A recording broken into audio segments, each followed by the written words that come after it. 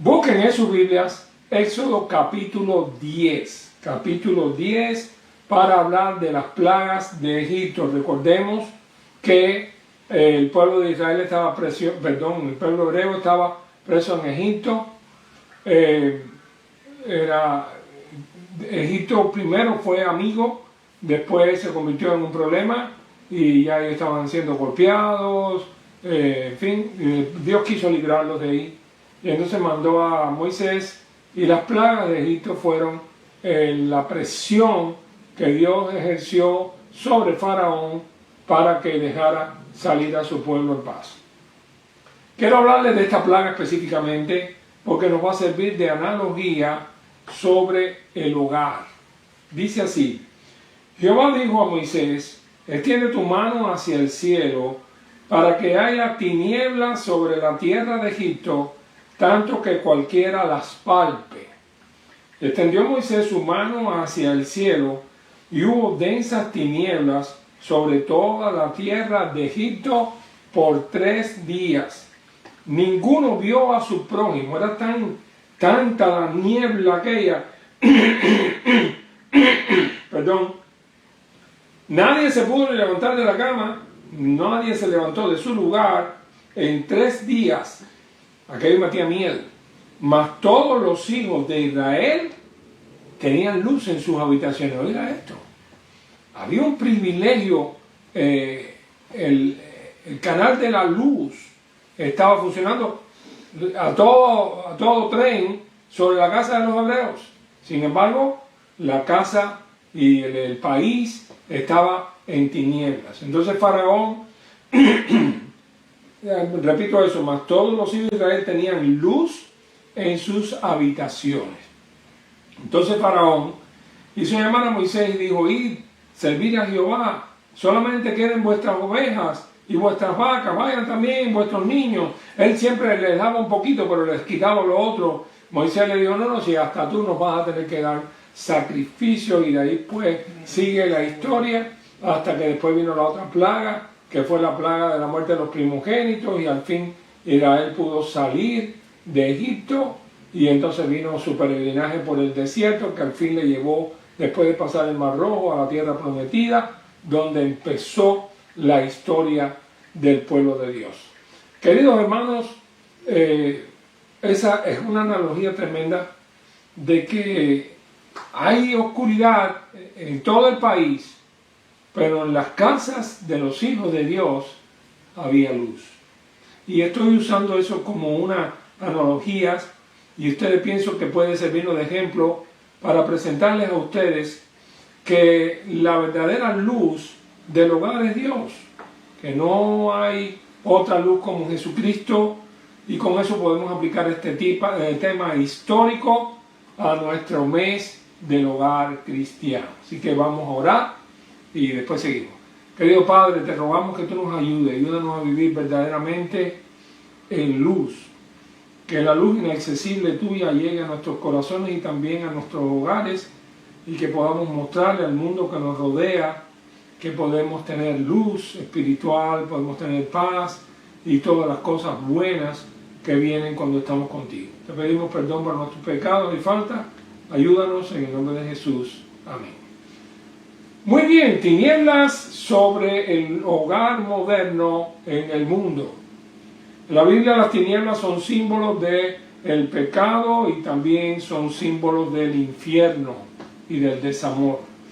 Hay un pasaje en Juan donde en el capítulo 12, en el versículo 46, Jesús dice: yo, la luz, he venido al mundo para que todo aquel que cree en mí no permanezca en tinieblas. Como ven, aquí la palabra luz y la palabra tinieblas son palabras figuradas, pero que no habría que tener mucho esfuerzo para poder determinar qué cosa es luz y qué cosa es tiniebla desde el punto de vista figurado, según Dios. En Mateo, capítulo 5, ahí en lo que es el sermón del monte, el Señor Jesucristo le dice a los cristianos, a los seguidores, en este caso a los apóstoles, le dice, Mateo 5:14, vosotros sois la luz del mundo. Una ciudad asentada sobre un monte no se puede esconder, ni se enciende una luz y se pone debajo de un almud, sino sobre el candelero y alumbra a todos los que están en casa. Así alumbre vuestra luz delante de los hombres, para que vean vuestras buenas obras. Aquí vemos que luz es buenas obras, y glorifiquen a vuestro Padre que está en los cielos. Luz es Cristo, luz es salvación, luz es buenas obras, luz es todo lo bueno que el hombre pueda pensar e imaginar, tiene que ver con la luz. La luz, en este caso, la luz del mundo. Así que nosotros queremos que ustedes hagan un esfuercito mental para poder pensar en estas cosas que Cristo dice que es la luz, y que nosotros tenemos esa luz con nosotros y debemos dársela al mundo. Vamos a remitirnos allá al nacimiento de Jesús. Cuando vamos a Isaías y pensamos en las promesas que aquel pueblo, aquella nación oprimida en aquellos tiempos, recuérdense que hubo varios imperios que oprimieron al pueblo de Dios, el primero Egipto, después vinieron los medo-persas y en fin los griegos, los babilonios, los medo-persas, los griegos, la división de los griegos, en este caso Siria, que vino porque tomó la dirección de los seleucidas, y en fin, todo aquello fue especialmente contra aquella región, pero el pueblo de Israel sufrió por todo esto. Es decir que Israel siempre estuvo bajo una bota. Es casi risueño cuando en Juan capítulo 8 versículo 32 Jesús le dice, conoceréis la verdad y la verdad os hará libres. Ustedes se pusieron molestos, nosotros no estamos en mentira, en error, nosotros sabemos la verdad, en fin, conoceréis la verdad os hará libres. No, nosotros nunca hemos sido esclavos de nadie. Bueno, la verdad era que nunca habían sido libres. Siempre había alguien que estaba persiguiendo, el pueblo más perseguido. Siempre hubo un imperio que estaba golpeándole. Y en ese momento que ellos estaban diciendo, estaban esclavos de los romanos. Y los romanos tenían toda la potestad sobre la vida de cada uno de ellos. Un soldado romano venía con un cargo arriba y te veía a ti y te decía, oye, agarra aquí. Y había que seguirlo y decir que toda la esclavitud de la tierra pasó por los hombros del pueblo de Israel. Sin embargo, cuando uno va a Isaías, Isaías tiene su profecía llena de luz. La profecía de Isaías está llena de luz. Y él mira la situación del mundo antes de venir el Mesías. Dice él en el capítulo 8 de Isaías, versículo 21, y pasarán por la tierra fatigados y hambrientos. Y acontecerá que teniendo hambre, se enojarán y maldecirán a su rey y a su Dios, levantando el rostro en alto. Cualquiera pudiera coger esas palabras y decir que eso, mira, lo dice a la Biblia, lo que está pasando ahora. No, esto ya pasó. Ese fue el mundo del tiempo antes de nacer Jesús. Ahora, cualquiera pudiera decir, así como pasó en el tiempo antes de Jesús, parece, miren, esto es parecido a lo que está pasando hoy en día. Así se puede interpretar la Biblia, lo que no se puede sacar de su contexto. Usted puede hacer aplicaciones, pero no las saque nunca del contexto, porque entonces deja de ser la palabra de Dios para convertirse en la idea mía loca. Pero lo que dice es que aquel pueblo, antes del Mesías, pasarían por la tierra fatigados y hambrientos, acontecería que teniendo hambre se enojarían y entonces maldecirían al rey de turno, sea quien sea, y a Dios. ¿Por qué nos pasa esto? Hay gente que siempre han culpado a Dios de lo malo que les pasa. Quizás por una teología de que Dios hace todas las cosas así a la fuerza, quieras o no quieras. esa teología llega a producir aversión en el hombre que la pasa mal. El que la pasa bien dice, ay, qué bueno, mira, Dios me ha dado todo lo que tengo. Bueno, y el que la pasa mal juzga a Dios como el culpable de lo malo que le ha pasado. Y lo malo que le ha pasado casi siempre tiene que ver con los hombres malos, con las maldades que el mundo, que Dios juzga y dice que no se hagan. Y en esa libertad que el hombre tiene, no obedece a Dios. Por lo tanto, hace cosas malas, y en esas cosas malas involucra a una parte de la humanidad, y esas personas sufren, no porque sea la voluntad de Dios, sino porque el ser humano, como ellos, está tomando acciones que son malas. Y entonces mucha gente sufre. Cuando usted hace algo malo, los que están más cerca de usted sufren, y un poquito más lejos y también sufren, y no se puede saber hasta dónde sufre el que está cerca de alguien que hace lo malo. Ya sea andar a velocidad por un freeway, no sé, ya sea por andar con un arma cargada y molesto, tirando tiros para todas partes, ya sea por quitarse el complejo de que otros piensan que él es inferior y tenga que matar a alguien. En fin, hay muchos motivos por los cuales hay maldad en este mundo, pero ninguna de ellas viene de Dios. La Biblia lo que dice es que el don perfecto, todo don perfecto y toda buena dádiva viene de lo alto. Lo que viene de Dios es lo bueno, buena dádiva, don perfecto.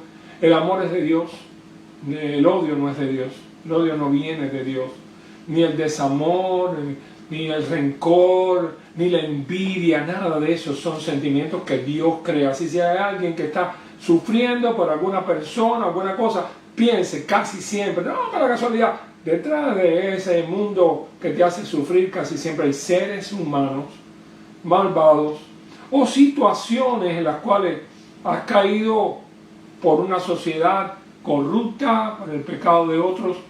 Lo cierto es que a veces sufrimos, pero nunca nuestro sufrimiento muchas veces tiene que ver por la naturaleza humana, pero ni aun siquiera los sufrimientos por un terremoto, un tornado, un tsunami o un huracán, nada de eso lo hizo Dios. Si a usted le parece raro esto que estoy diciendo, Dios no creó nada malo, ni las enfermedades, ni los virus, ni nada. Así que, ay, porque mira que Dios me llevó a mi pariente con el virus COVID. No, Dios no creó el COVID. Pudiera ser que lo haya creado el ser humano. Se está diciendo eso hace rato. Pero lo cierto es que Dios no hace lo malo. Lo malo o lo fabrica esta sociedad del mundo o sale del corazón humano. La tierra también está maldecida por el pecado de Adán. Dice la Biblia, maldita será la tierra por tu causa, con dolor comerás de ella todos los días de tu vida, cardos y espinos te producirá, y comerás plantas del campo, con el sudor de tu rostro tendrás que labrar la tierra hasta que vuelvas a ella, por polvo eres, al polvo volverás, y ahí está la muerte. Muerte, enfermedad, sufrimiento, dolor, maldición, todo eso lo hizo nuestro querido antepasado Adán. En vez de que la tierra fuera una bendición, se convirtió en una tragedia. Así que estamos viendo que las tinieblas densas del pecado se están cerniendo. Y en la época de Isaías, el mundo sufría. Y dice que aquella gente de aquella época levantarán el puño en alto y maldecirán a Dios porque le falta comida, tienen hambre, y mirarán a la tierra, y la tierra producirá tribulación y tinieblas, no la plaga de tinieblas, sino tinieblas que tienen que ver con pecado, con maldad, oscuridad y angustia, y serán sumidos en las tinieblas. Así termina el capítulo 8 de Isaías. Pero en el capítulo 9 es el capítulo de la promesa del Mesías. El Mesías es Jesucristo. Y oigan la promesa, dice: pero no siempre habrá oscuridad para la que está ahora en angustia. Y después un poquito más adelante dice: pues al fin se llenará de gloria el camino del mar de aquel lado del Jordán en Galilea de los gentiles.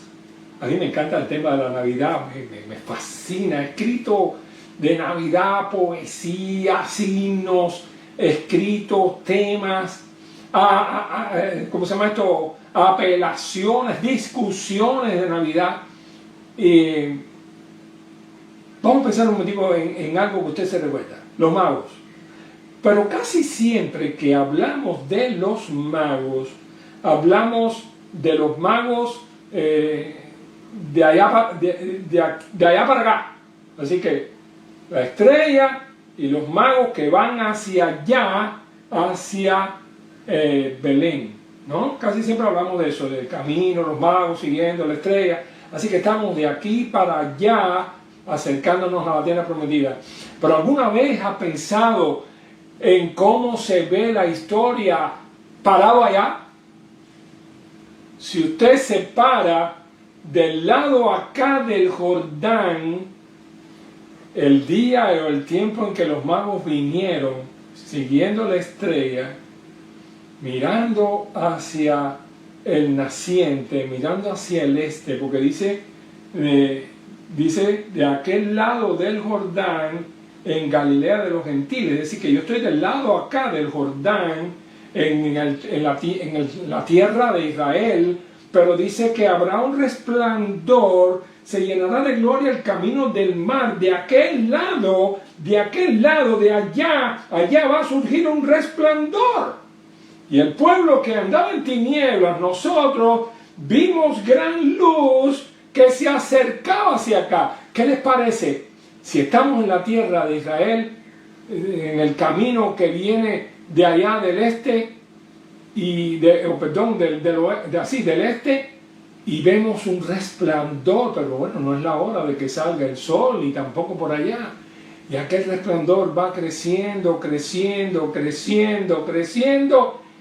y es un brillo especial, es el brillo de una estrella.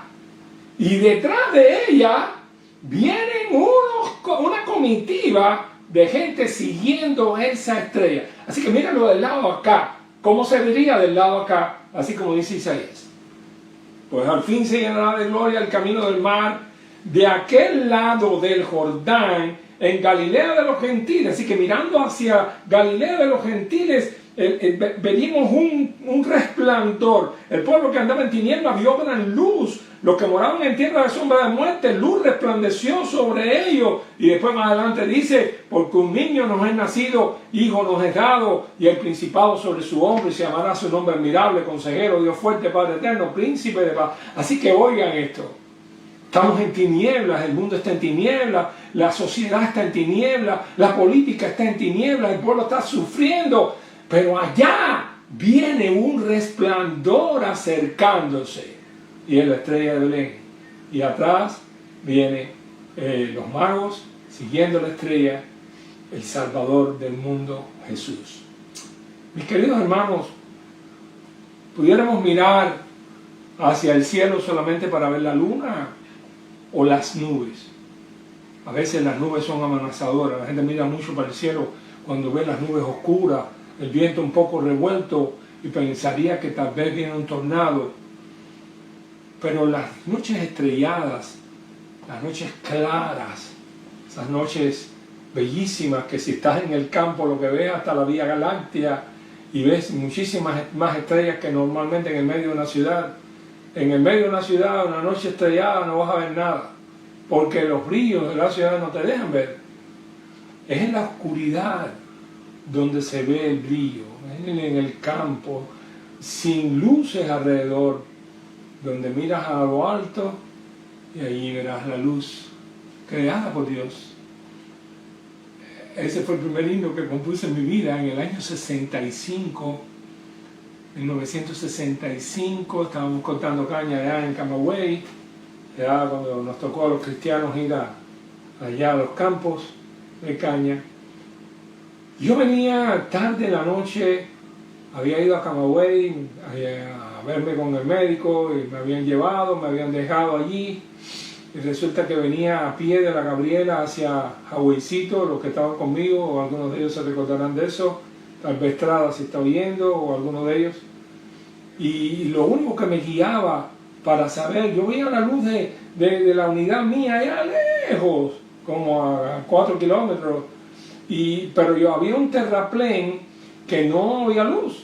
Entonces lo único que te dabas cuenta cuando estabas cogiendo el terraplén hacia abajo, entonces que te ibas escorando, entonces volvías al centro del terraplén, por ahí no pasaba carro, y estaba un poco quizás asustado, ¿no? Porque cuando uno chifla por la noche, casi siempre porque está asustado, canta en la noche.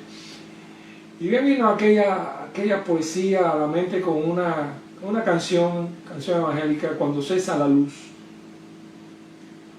Decía, cuando cesa la luz, cuando cae la noche. Yo no sabía nada de rima ni de métrica. Y miro a mi alrededor, todo es tinieblas y oscuridad, y mi alma se llena de temor. Cuando cesa la luz, cuando cae la noche, y miro a mi alrededor, todo es tinieblas y oscuridad, y mi alma se llena de temor. Remóntase mi vista y a lo alto, cuando miré arriba había ya unas estrellitas brillando, donde las estrellas fulgen con su luz, y te encuentro, Señor.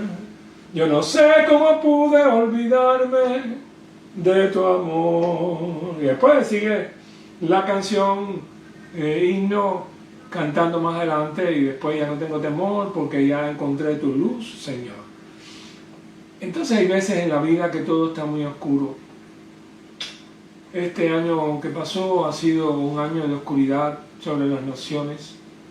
Como dice aquí, oscuridad sobre las naciones. Muchos han sufrido, han llorado, algunos se han enojado, algunos han juzgado a Dios, el culpable de todo esto, cuando es posible que haya sido el mismo hombre. Y han puesto su esperanza en la tierra, pero la tierra no ha tenido respuestas. El ser humano, el hombre, no ha podido dar buenas respuestas sobre esto.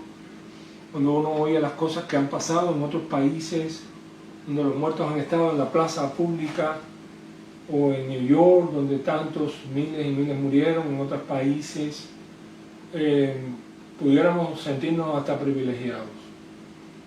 Porque en otros lugares ha sido una cosa, una hecatombe. Y en países de poco recursos, algunos de ellos, como nuestra patria en Cuba, todavía no hay vacuna. La gente del partido sí, algunos sí, pero hay algunos que no tienen manera de vacunarse, y eso puede estar pasando en otros países del mundo. Pero si miran a la tierra pensando que la tierra le va a dar soluciones, los seres humanos no tienen soluciones. Las vacunas surgieron ahora y ya les digo, vivimos en un mundo privilegiado. Hay un salmo que es el Salmo 121, se le llama el Salmo del Viajero, y el salmo comienza diciendo: alzaré mis ojos a los montes, ¿de dónde vendrá mi socorro? En aquella época antigua, sobre las montañas, sobre los montículos y demás, se edificaban los lugares altos. Siempre ponían los ídolos y los fetiches en los cuales la gente confiaba. Los ponían sobre los lugares altos, sobre las montañas, sobre los montes, y allí como tratando de que pudieran ver un poco más lejos las situaciones del mundo. Pero el salmista dice: alzaré mis ojos a los montes, ¿de dónde vendrá mi socorro? Mi socorro viene de Jehová, que está mucho más arriba de los montes humanos. Mi socorro viene de Jehová, que hizo los cielos y la tierra. Y sigue diciendo, ustedes saben el Salmo: no dará tu pie resbaladero, aquí no se dormirá el que te guarda, aquí no se adormecerá ni dormirá el que guarda a Israel. Hoy estaban en las manifestaciones a favor de Israel, pero he oído poco decir quién tiró el primer misil. O sea, no, una guerra entre Israel y Palestina. Eso parece que yo te tiro para allá y tú me tiras para acá. Pero casi nadie ha dicho quién tiró los primeros 1000 misiles. Nadie dice eso. Entonces, el mundo es así, manipula las situaciones humanas. Estoy sufriendo y con todo y eso tengo que aguantar. Que cuando miro la tierra y espero un poco de honestidad y de oscuridad y angustia, Y en esa situación estaba el pueblo antes de que llegara el Mesías. Pero de pronto se ilumina el camino del otro lado del mar, en Galilea de los Gentiles, porque es una luz que viene hacia acá, en la perspectiva del profeta que está acá, y viene la luz caminando.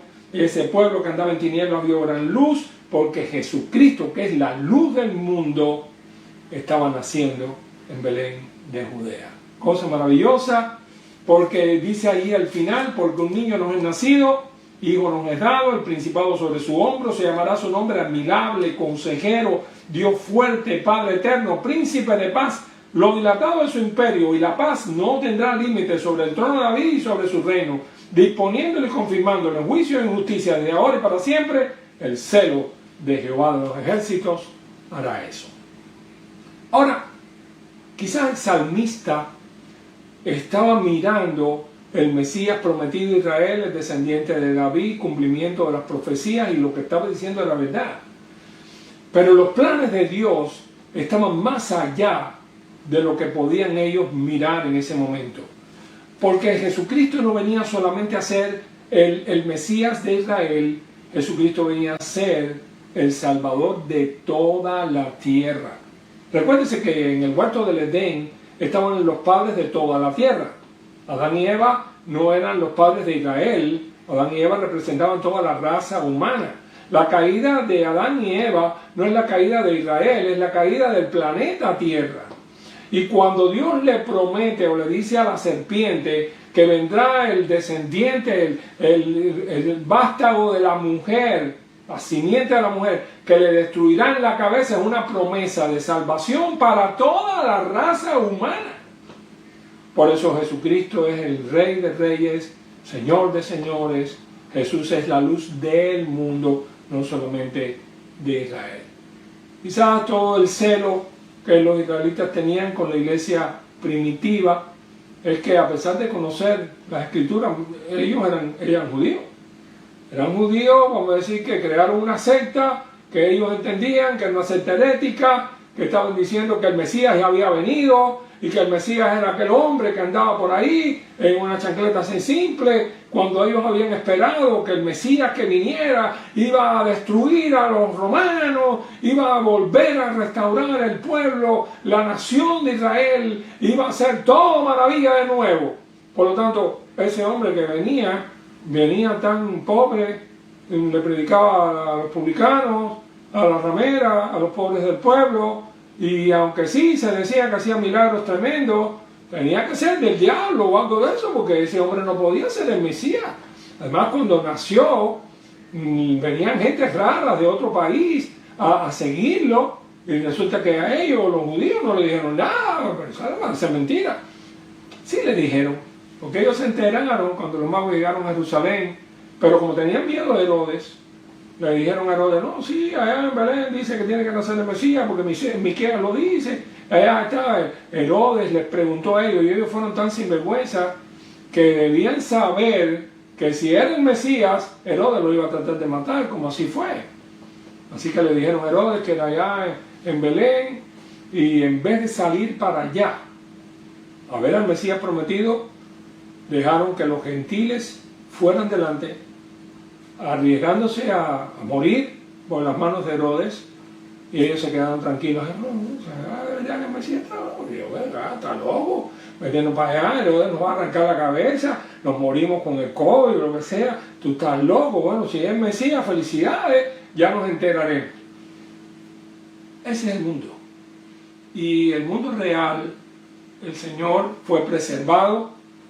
Los magos fueron, vieron al Señor, los pastores también, y después fueron por otro camino, burlaron a Herodes. Herodes mató 400 niños de los alrededores de Belén para ver si mataba al Mesías, pero no lo logró matar. Herodes murió ese mismo año. La historia dice que Herodes murió en el 4 de nuestra era, antes de nuestra era, 4 antes de nuestra era. Y la historia también, en este caso, la enciclopedia, lo que sea, usted lo busca y va a ver que Jesús nació en el 4 antes de nuestra era, por la diferencia de los calendarios. Así que el mismo año que nació Jesús, el mismo año que Herodes murió. Y Herodes después un nombre quedó para ponerse los caballos mordedores, igual que el de Nerón. Y el Señor Jesucristo se movió triunfante por el mundo entero. Lo mataron, lo crucificaron, pero resucitó, ascendió a los cielos y dejó una iglesia que a través de los siglos ha llenado el mundo de la paz que solamente Cristo da, de la luz que disipa las tinieblas del corazón, porque ha hecho la diferencia. Y cuando le digo que ha hecho la diferencia, es porque no solamente Cristo es la luz del mundo desde el punto de vista empírico, sino realmente ha sido luz. El cristianismo ha traído luz. Usted le pregunta a alguien que conozca la historia de la India y entonces va a poderle decir lo que pasó cuando en el año 1790 y algo Guillermo Carey, un pastor bautista inglés, fue y dio su vida 40 años, gastó en la India para que aquellas oscuridades raras y las cosas que se hacían, se quemaban a los leprosos, a las muchachas viudas que se moría el esposo, las quemaban arriba de la tumba, y las cosas aquellas terribles fueran eliminándose. 40 años más tarde, él ya diputado de la India, trabajando, creó un leprosorio, universidad, trajo amigos, crearon en Serampore un lugar extraordinario de sacar la Biblia a otros idiomas, y aquel centro de traducción de Serampore tradujo la Biblia a más de 35 idiomas y dialectos, pero también William Carey tradujo Ramayana y tradujo obras de la India, levantó a la India el valor moral y fue reconocido hasta por el Gandhi. Así que ese es el cristianismo, ese es el evangelio. Y muchas mujeres no entienden que el valor de la mujer en el tiempo moderno se lo deben a Jesucristo, porque los principios de otros dioses y de otras comunidades y de otras gentes, gobiernos inclusive, no eran muy a favor de la mujer. El hombre podía golpearla. Hoy en día hay gobiernos que permiten que el hombre golpee a una mujer y hasta la mate y no pasa nada. Pero Jesucristo no permite eso. La puso a ser compañera, creó el hogar, el matrimonio de un hombre y una mujer en igualdad de condiciones morales, espirituales y políticas.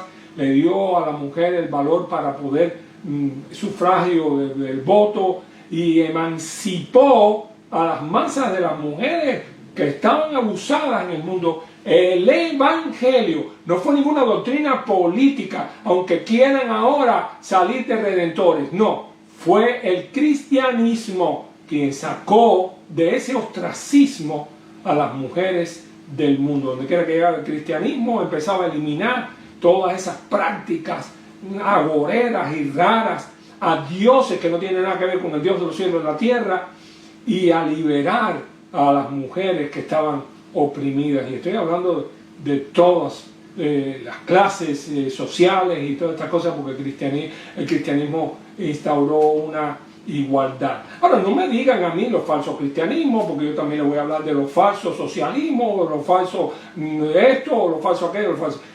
Vamos a hablar del cristianismo de Jesucristo. Ese fue emancipador, fue bendito, fue luz para las naciones, tuvo que ver con crear leyes justas.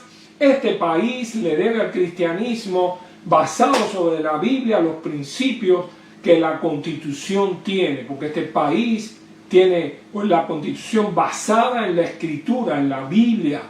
La Biblia, el Día de Acción de Gracias es una intención del gobierno de aquella época de reconocer un día para Dios, no para la familia, ni para los amigos, ni para salir a tomar licor, para darle a Dios gracias. Y ahí está en la Constitución, y ahí está en los tiempos que se escribieron, la claridad. ¿Cómo van a decir de que Dios es pro mal, pro oscuridad? De que la religión es el opio de los pueblos. Eso fue lo que dijo Marx y lo que dice el socialismo y el comunismo. Pero no es la verdad. Lo que es el opio de los pueblos es la obligatoriedad, los gobiernos totalitarios eso que han estado presionando a los seres humanos y también a los hogares. No importa si el hombre es totalitario, también está mal, y si la mujer es totalitaria, también está mal. El hogar está fundado sobre una cooperación de amor. Es el amor el que debe unir el hogar, y los hijos son los frutos, y el hogar debe estar cimentado sobre ese sentimiento que es creador, el sentimiento de amor, donde sale el sentimiento de la amistad, de la cooperación, de la ayuda, de extender la mano al necesitado, al pobre, al hambriento, o al rico que está angustiado, que está triste. Usted no podrá decir que todos los ricos son malos en el mundo. Y si yo tuve un abuelo que era rico y se murió y me dejó a mí su fortuna, yo no tengo la culpa de ser rico. Yo creo que no debo ser implacable ni malvado. Conocimos en la historia bautista de Cuba, está la historia de una mujer, Miss Bottom, que usó su dinero, su fortuna, para crear templos.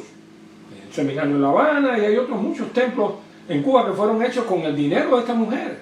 Sencillamente ha habido muchas causas nobles que se han hecho con gente que tiene dinero, pero que ha querido ponerlo al servicio de la humanidad. Mi querido hermano, no se deje tupir por el mundo, no se deje penetrar por ideas y sentimientos. No, la luz del mundo no es ni el dinero ni un partido político. La luz del mundo es Jesucristo. Eso lo dice este libro. Así que el camino del mal se llenó de gloria. El Señor Jesucristo vino y ha llenado de bendición y de luz los hogares de este planeta. Todos aquellos que han dejado entrar a Jesús han dejado entrar la luz y la bendición. Es espeluznante la oscuridad que la sociedad y este mundo ha tirado sobre el hogar y sobre los hijos nuestros en el mundo. Les voy a citar algunos: el desamor, la violación, el incesto, el asesinato, el abuso infantil, la inducción a la delincuencia, el alcohol, el tabaquismo, las drogas, los malos tratos, la violencia.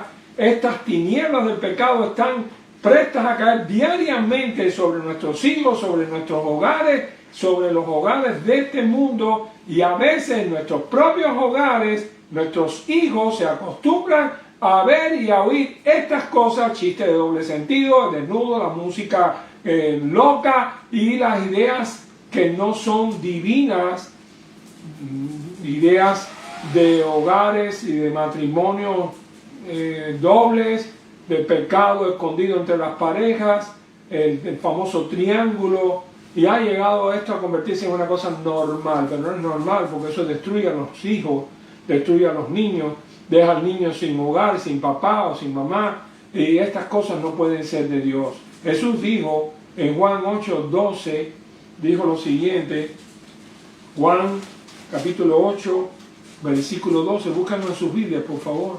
Juan 8:12.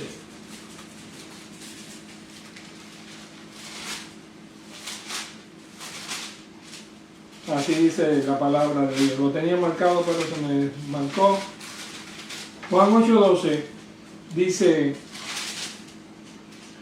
otra vez Jesús les habló diciendo: yo soy la luz del mundo. El que me sigue no andará en tinieblas, sino que tendrá la luz de la vida. ¿Qué pasa? Un hombre andaba en tinieblas, tenía el corazón lleno de odio, arrastraba por las calles a las personas que no pensaran como él, los echaba en la cárcel, levantaba la mano para obligarlos a morir. Pero un día se encontró con Jesús en el camino de Damasco. Jesús le dijo: Saulo, Saulo, ¿por qué me persigues? ¿Quién eres, Señor? Yo soy Jesús a quien tú persigues. Dura cosa te dar cosas contra el aguijón. Ese hombre se convirtió en el apóstol Pablo, en el que llenó después con el evangelio toda Asia Menor y llevó el evangelio a todas partes, que se supone que así haya llegado hasta nosotros. Una vida transformada, llena de odio, llena de maldad, y se ha transformado en una vida llena de amor y de servicio a favor de la humanidad. Mis queridos hermanos, yo he visto muchos esos casos.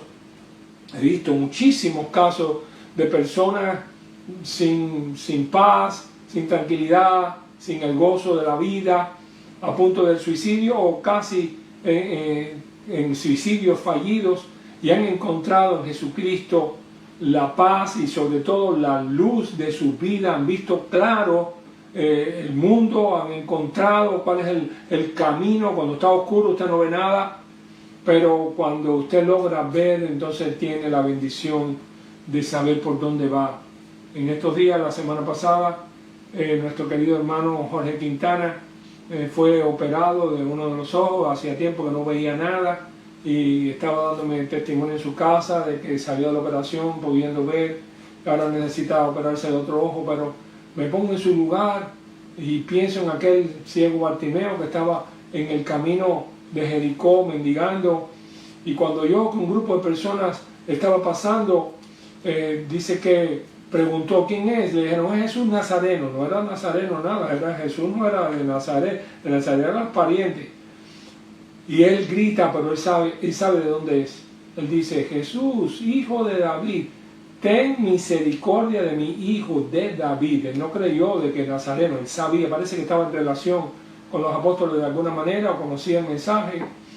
Y la gente le decía: cállate la boca, no te va a atender, no te va a atender, está lleno de gente, tranquilo, no grites más. Pero él dice que él insistía más y más. Está en Marcos capítulo 10. Y hasta que por fin Jesús lo oyó, paró, y la misma gente que le decía cállate la boca, ahora le decía: mira, te está llamando, dale para allá. Y dice que él, soltando la capa, que era lo que lo podía atrapar de noche y salvarle la vida en aquel frío de noche, salió a tientas por ahí para allá hasta que llegó donde estaba Jesús. Qué lindo. Cuando Jesús le dijo: ¿qué quieres que te haga? Y nada, una minucia, vas con pan, no me resolvieron el problema, pero lo único que quiero es que recobre la vista, Señor. Y en el caso Jesús ni lo tocó, ni mandó a hacer lodo, ni nada de eso. Le dijo: vete, ya está sano ya. Y cuando viró la espalda, ya el ciego veía. En la película La vida de Jesús está muy lindo porque hay una parte ahí donde dice: puedo ver la luz. Y ¿sabe lo primero que vio el ciego Bartimeo? Lo primero fue el rostro de Jesús, su Señor y su Salvador. Nosotros vimos la luz el día que vimos a Jesucristo. Lo conocimos, nos dimos cuenta que éramos pecadores, que habíamos heredado toda una herencia de pecado, unos más y otros menos. Pero nos enteramos la historia maravillosa de que Él vino a este mundo, tomó nuestra forma, nuestro lugar, y murió un día en la cruz del Calvario. Filipenses capítulo 2 dice: siendo en forma de Dios, no tuvo por usurpación el ser igual a Dios como cosa a que aferrarse. Filipenses 2:5. Sino que se despojó a sí mismo, tomando forma de siervo, hecha semejante a los hombres, y estando en la condición de hombre, se humilló a sí mismo, haciéndose obediente hasta la muerte y muerte de cruz. Tenemos a Dios que se hace humano para morir en el lugar del hombre. Por eso dice la Biblia, por eso Dios le exaltó hasta lo sumo, le dio un nombre que es sobre todo nombre, para que en el nombre de Jesús se adore. El nombre de Jesús se adore, dice ahí, para que en el nombre de Jesús se doble toda rodilla, de los que están en los cielos, de los que están en la tierra, de los que están debajo de la tierra, dice la otra versión en griego, de los infiernos, y toda lengua confiese que Jesucristo es el Señor, para gloria de Dios Padre. Yo no sé qué tinieblas serán las que están en tu casa. No sé qué tinieblas están en relación con tu familia, si habrá alguno de los hijos que está metido en cosas que no sirven, algún familiar, si tú o alguno de los tuyos está dándole entrada en su casa a religiones de misterio, religiones satánicas o amuletos. Hay amuletos que prometen poderes y esas cosas, pero todo eso trabaja con la oscuridad, no trabaja con la luz. Todo eso tiene que ver con el diablo. Y hay que estar claros, porque la Biblia dice que el diablo y sus ángeles tienen que ver con las tinieblas. Miren, lo voy a leer aquí en Efesios, en el capítulo 6, dice el apóstol Pablo también, dice Efesios capítulo 6, por tanto, de hermanos míos, fortaleceos en el Señor y en el poder de su fuerza, vestidos de toda la armadura de Dios, para que podáis estar firmes contra las acechanzas del diablo, porque no tenemos lucha contra seres humanos.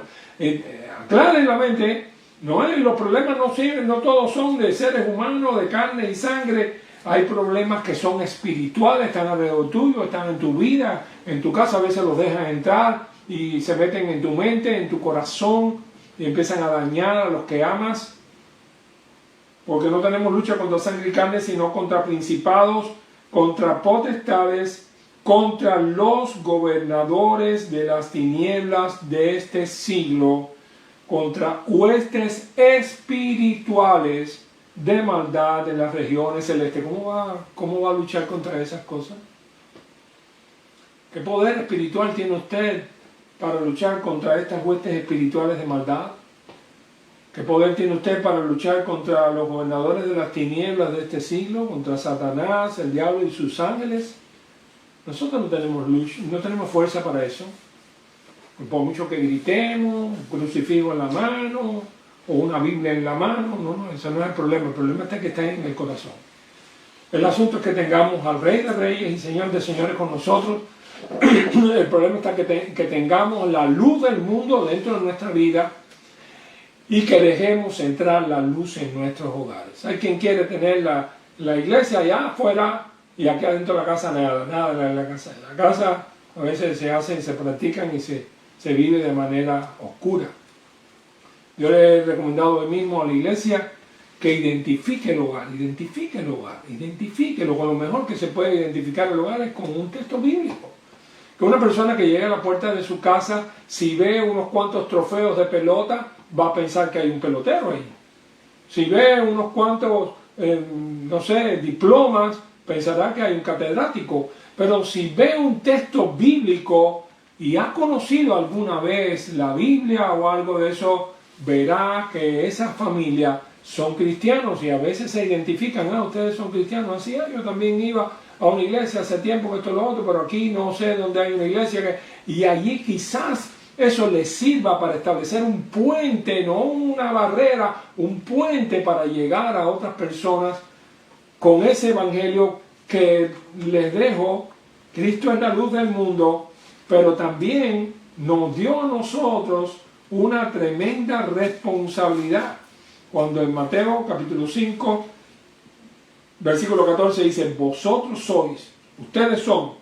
Él es, sí, Juan 12 dice, yo soy la luz del mundo, pero ahora le dice, vosotros sois la luz del mundo. Una ciudad sentada sobre un monte no se puede esconder, ni se enciende una luz y se pone debajo de la mesa, sino sobre el candelero, alumbra a todos los que están en casa. Así alumbre vuestra luz delante de los hombres, para que vean vuestras buenas obras y glorifiquen a vuestro Padre que está en los cielos. ¿Sabe cómo se traduce esto? Rapidito para terminar. Que si usted hace buenas obras y usted hace algo bueno por alguien, la gente dice, oh, qué persona más buena persona es esta.